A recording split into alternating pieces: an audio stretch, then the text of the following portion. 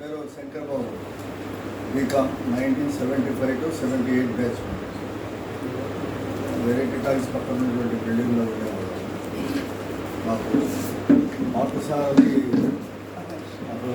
Accounts వచ్చేవాళ్ళు. నారాయణరావు గారు accounts, తర్వాత కృష్ణవేణమ్మ మేడం ఉన్నారు ఎకనామిక్స్, తర్వాత రామకృష్ణారెడ్డి తెలుగు, సుబ్రహ్మణ్య శర్మ తెలుగు ఇన్ఛార్జ్ ప్రిన్సిపల్గా ఉండేవాళ్ళు.